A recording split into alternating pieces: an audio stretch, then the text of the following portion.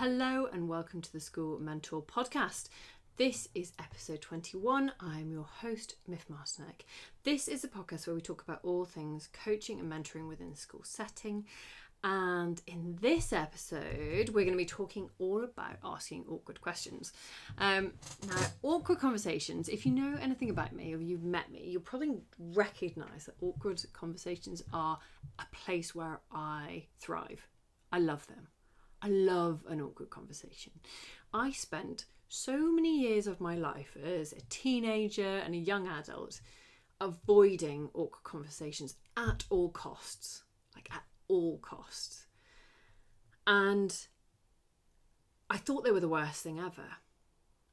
And then I went and joined Samaritans and I learnt how to have what I would have described as possibly the most awkward conversation ever, talking about really difficult topics.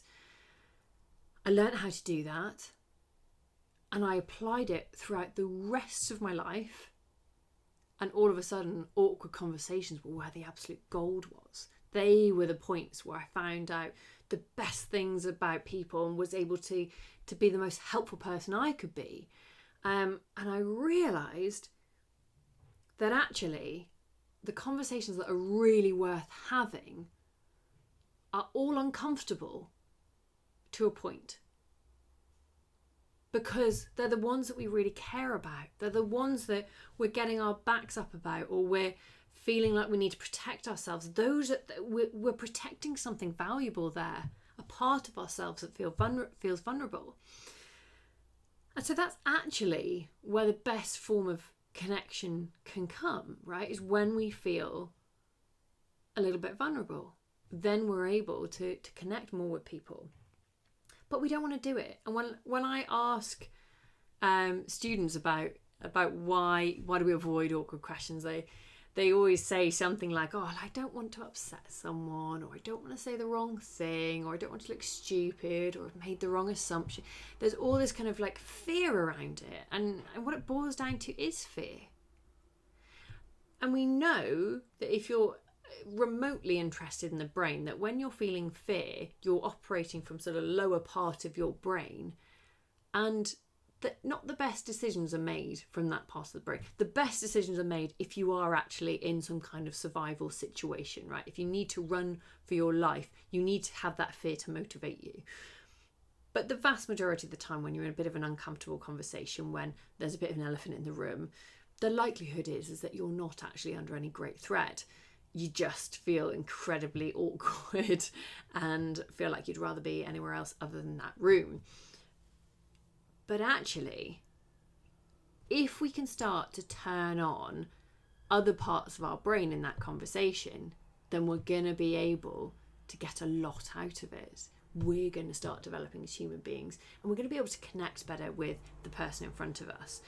So awkward questions and awkward conversations actually develop skills that are relatable throughout life, whether you're in business or whether you're a teacher, whether you're a student. They're skills that will help you in all facets of your life if you can figure out how to navigate through asking an awkward question, or figure out how to connect to someone even when it's uncomfortable, even when you don't necessarily share the same views and you're not really sure where the common ground might be, and that's always where you kind of want to meet and and exist. So it's a conundrum, to say the least. And what I want to cover off in this podcast is the key process. It's quite a simple process that I follow when I'm in that awkward conversation, when I know that there is an elephant in the room that needs to be addressed.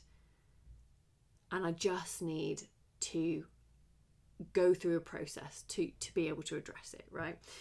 Now, the fact remains that if you have been avoiding awkward conversations for the best part of your life, you'll be very good at avoiding them and not very good at just asking the question or risking the conflict.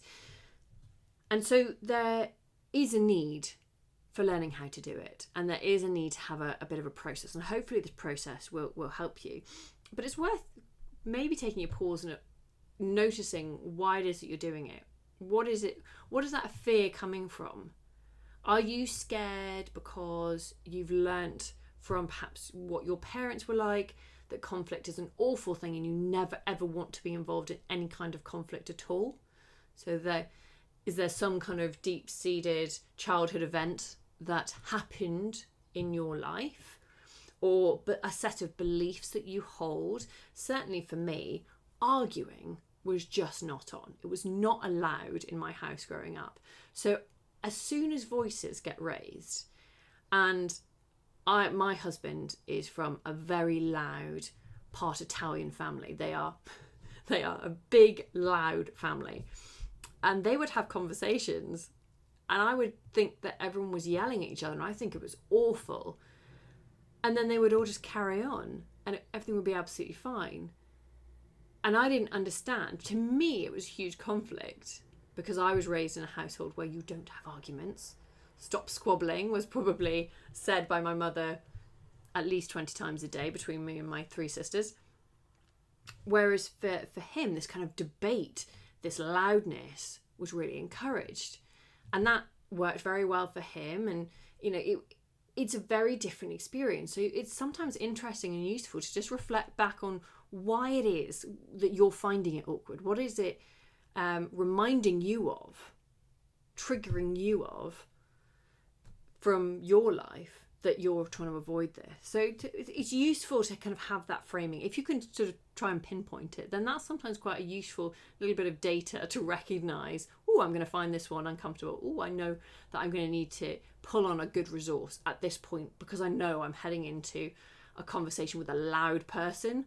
To me, loud people, loud voices are ones that and loud groups of things that I shy away from. I really love a one-to-one interaction. That's where I get my kicks. I love that kind of chat. Big group discussion, debate, not my bag. But I will do it now, and I will push myself out of that comfort zone. But when you're heading into that conversation and you're feeling awkward and you feel like there's an elephant in the room, it's really helpful to have a process to follow. So I want to share with you the process that I use. And as a side note, this is a process that I developed through my life experience and through the coaching that I do with pupils, with teachers. But it's also actually a process that is very similar in mediation. And I've watched a few TED Talks recently by mediators, and it's fascinating to watch them and see that there's something really similar in that as well. So if this is an area that kind of sparks your interest, get onto YouTube and have a little look at like mediation TED Talks. And there's stuff in there that's actually also really interesting. And not as kind of focused as what I do in terms of school and teachers and pupils, but it is interesting nonetheless. So the first step, it's a 5-step process with a bit of a wraparound. Okay, so the first step that you have to do is to show your vulnerability. And I always picture this as when 2 dogs meet, one of them's got to roll over and show their belly, right? One of them's got to say, okay, I'll be vulnerable. And that stops the conflict. Okay, so you might not want to be the one that's vulnerable. Nobody ever really wants to be, but someone's got to do it, right? So someone's got to roll over and show their belly. And I'm going to talk you through these steps and then tell you about an experience that I had and hopefully bring it to life. The next step is that you need to take ownership. And that might be ownership of things that you have done wrong, things that you have misunderstood, misread in a situation. And it might be ownership that you might not get this conversation perfectly right. You might be a bit clumsy through it. The next one is that you ask the awkward question. What you say the awkward statement. You address that elephant in the room. Hey, have you seen the elephant in the room? And then your 4th step is silence. Because you've got to allow the other person to deal with the fact that you've addressed the elephant in the room, that you've said, hey, look at that big old set of ears over there. You've addressed it, and then you need to just listen to them. Let them say whatever they need to say. Let that conversation be brought out nice and slowly at the pace that they need. What you can't do at this stage is step in with your agenda. And this is what everyone does wrong. They start the conversation and then they go, well, here's why you're doing everything wrong. Here's what you need to do. They jump straight in with that. They don't exhaust that person's own resources and their own views and understand what it is that person's actually going through before jumping in and telling them how they should be doing everything differently. And the last piece of it is accepting.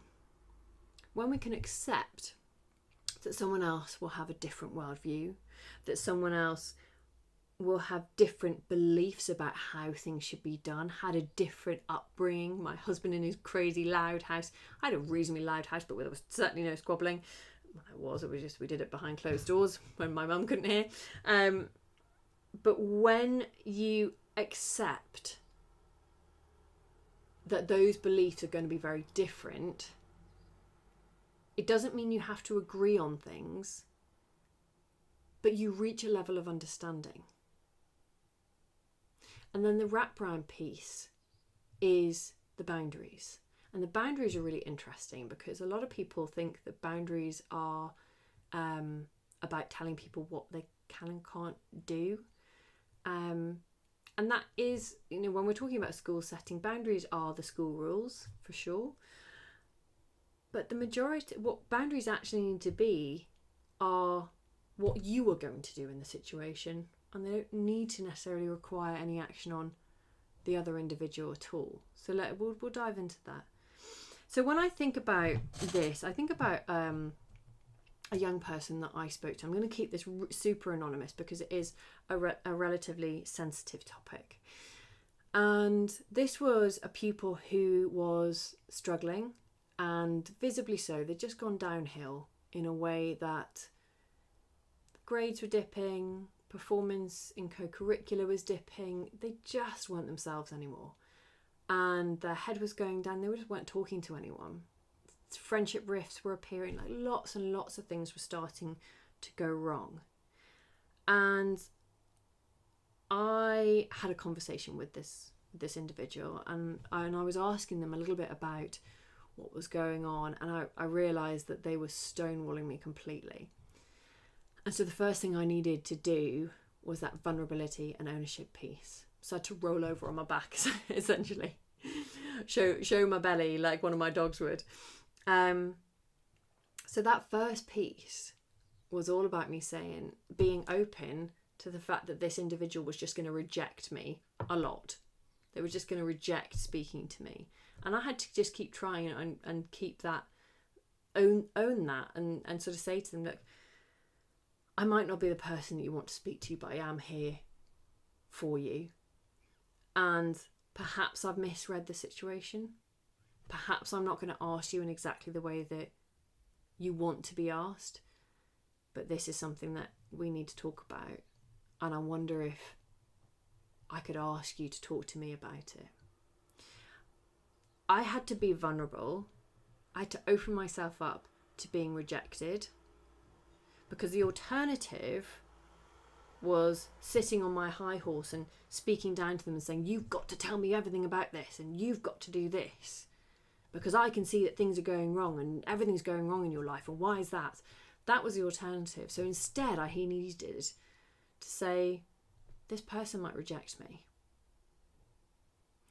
But the best and most valuable thing I can do is accept that might happen and try again. So I had to be vulnerable first. I had to take ownership that I might have just misread the situation completely. The signs that I was seeing, I might be misinterpreting them. And I also had to take ownership of anything that I was doing wrong in the situation. That maybe I hadn't been all that approachable. I had to think about how I had been wrong. And it's really easy for us to dive into a situation especially when we can see that a pupil is just getting it wrong over and over again.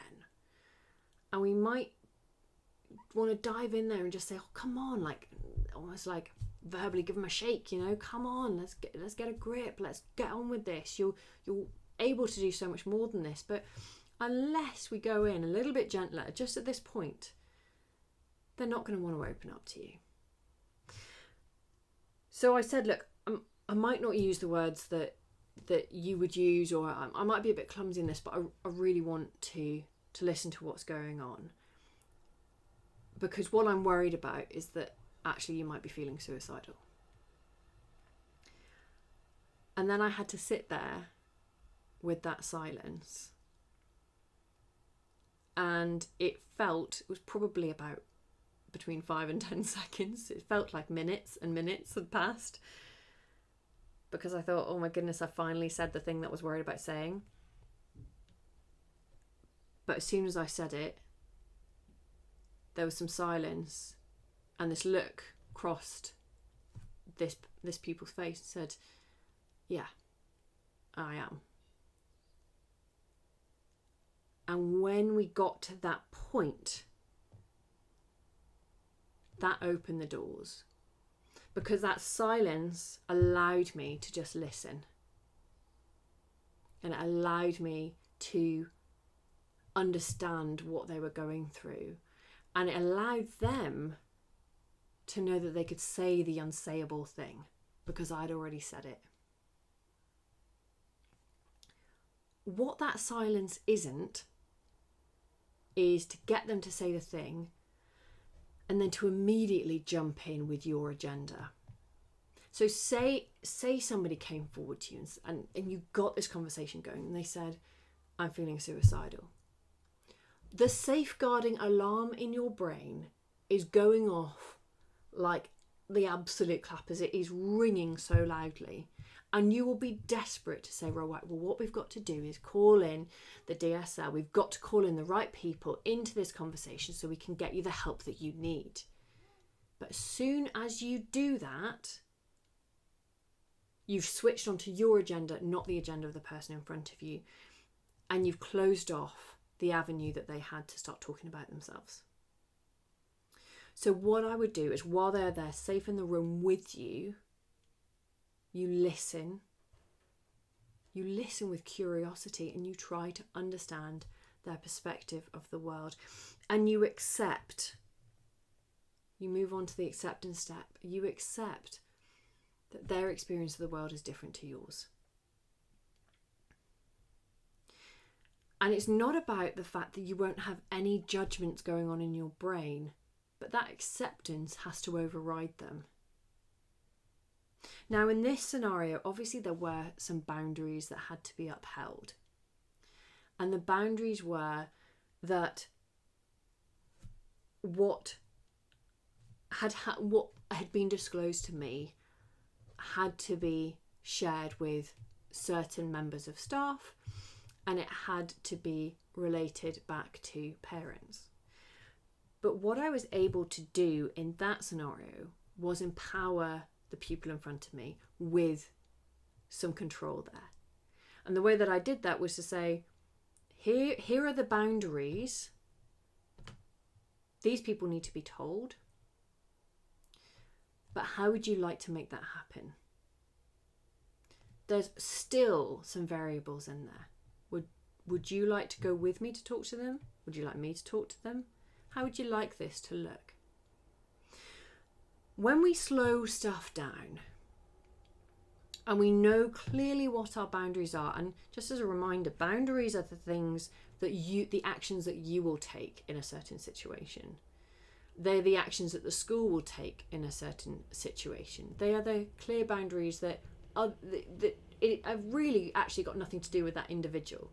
They're the things that are going to happen, that you're going to make happen. You're not saying to them, well, actually, you need to do this and you need to change that.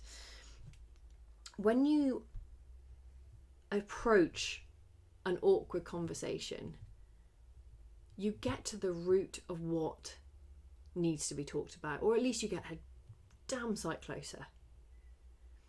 So we get to the root of an issue. We stop dancing around it and sort of circling around it. And when that happens, you win back a lot of time. Now, in this scenario that I've shared with you, this is obviously a very serious well-being, safeguarding issue.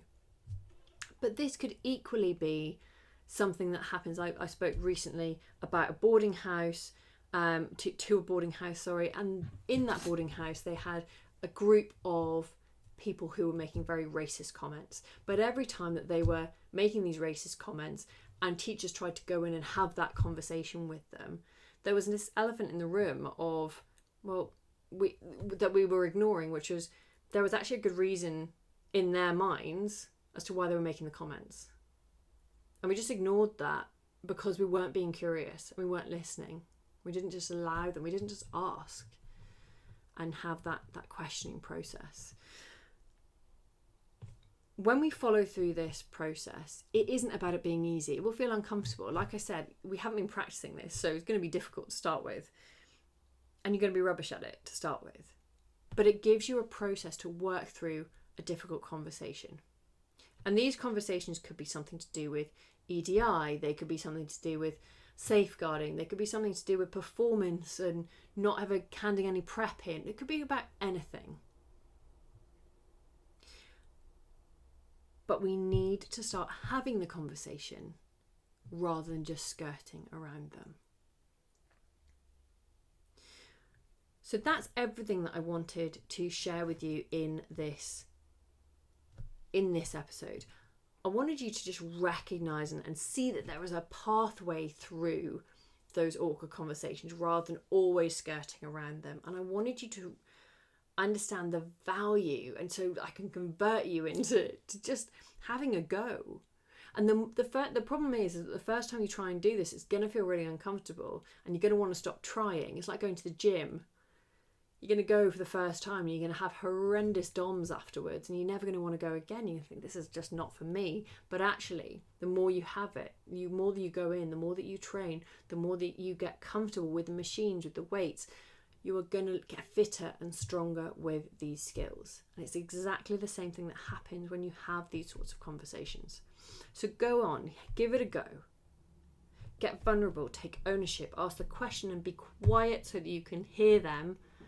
And just listen with curiosity, and then accept that their experience of life is different to yours. And when you have that acceptance, you can mutually have it and come to peace and move forward. That is everything that I've got for you in today's episode. I hope you've enjoyed it. Give me a rate, a review. It all really helps me understand what's valuable to you. Please send me some comments, send me some info on the experiences that you're having in your school. But for now, all the best. If you're heading off for summer at the end of this week, enjoy it, have an amazing time, and I will see you in the next episode. Take care. Thank you for tuning in to another episode of the School Mentor Podcast. We hope you're leaving today's episode feeling inspired to create a stronger, more connected school community. To access more resources, be sure to visit our website at this-is-me.uk. It would mean the world to us if you subscribed, rated and reviewed our podcast, and shared it with your fellow educators. Until next time, thank you for inspiring, mentoring, and changing the lives of the young people in your community.